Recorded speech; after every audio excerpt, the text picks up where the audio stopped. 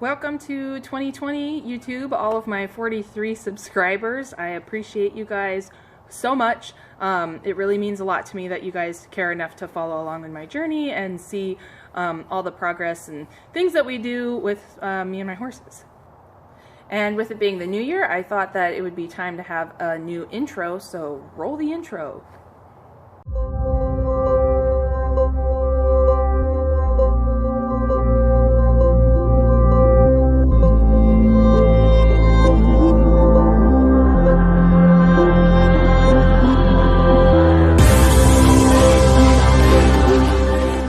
I just wanted to go over a little bit with you on my goals and my plans for this year coming.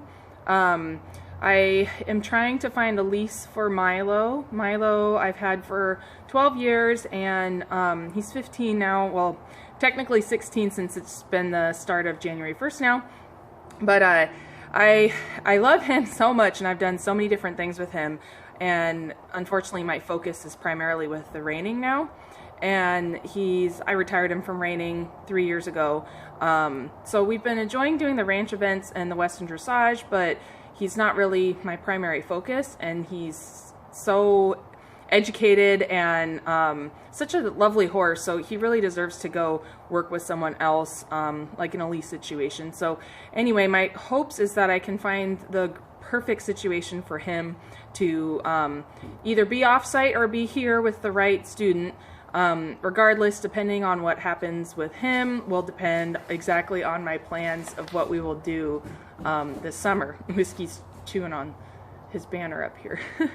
So if he sticks around, yes, I'll probably continue doing Western dressage with him, but I probably won't go for a big register of merit with the state like I did this year. This year I had to get 8 qualifying scores of 60% or more to receive a buckle, which we did, although it's supposed to arrive in February. Anyway, so going forward with Whiskey, what my main goal is to again qualify for regional championships, which is in Nampa in October.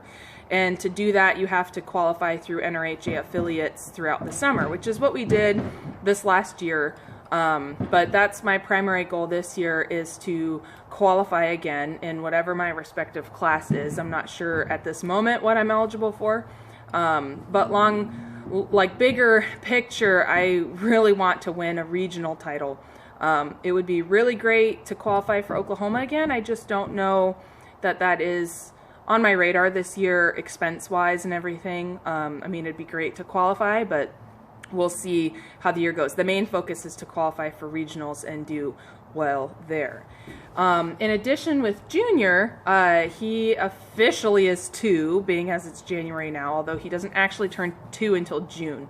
So my plans through the winter and the spring is to continue preparing him with the saddle, and my process, I like to get them used to the saddle and do a lot of groundwork, like ground driving, introduce them to the snaffle, teach them a lot of how that works while I'm on the ground still. That way when I get under saddle, I actually have some control and he understands what some of the functions of the bit means. So probably by the beginning of summer, I will plan to be on him. And then as the summer progresses, I may take him to some of the reining club shows, not the affiliate shows, but some of the club shows to give him exposure.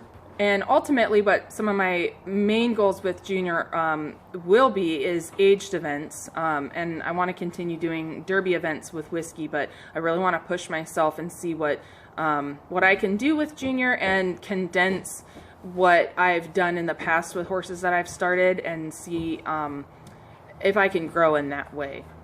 Again, thank you guys for joining. I will add some clips of Milo and Junior. I think today I'm going to get on Milo and spend some time with Junior, either in the round pen or just tying him this winter. I want to bring him along to my lessons with Andrea and just let him experience the trailering more and being tied during my lessons, but I need to practice that at home first for a little bit before I feel comfortable taking him an hour away and potentially being tied for maybe 2 hours during the lesson. All right, little man, probably about a half hour today.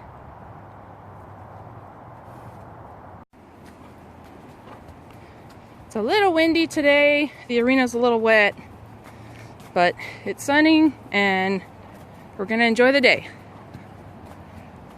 Something that I'm working on for myself with Milo and in my riding in general, I've been really struggling with Milo lately, and I've been saying that I think a large part of it comes from how sensitive and skilled Whiskey is, and it's hard to get on Milo, who's also very well trained, but he just isn't as athletically capable or as sensitive.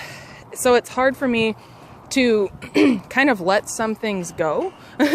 So we were getting into a lot of fights, and I kind of decided what I wanted to do was take my spurs off, spend some time just enjoying him for who he is, and less expectation. And that was kind of the whole point with doing Western dressage, was just something for him to do, for us to do together, and something else to learn. So I do have him back in his shank, and if I do show him this year, I kind of think my goal is to show him in the dressage one-handed, and he's always gone one-handed, like for a very long time. Most of the reining that we ever did was one-handed, and he shows in the ranch riding in a shank.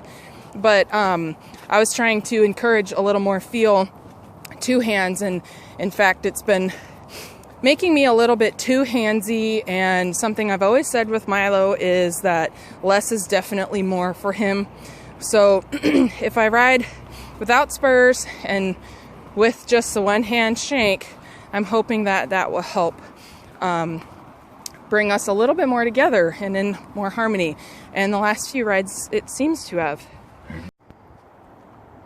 This is his third time being tied while I was riding, and first time he's being so calm. He just had a foot cocked, but there we go again. What a good boy.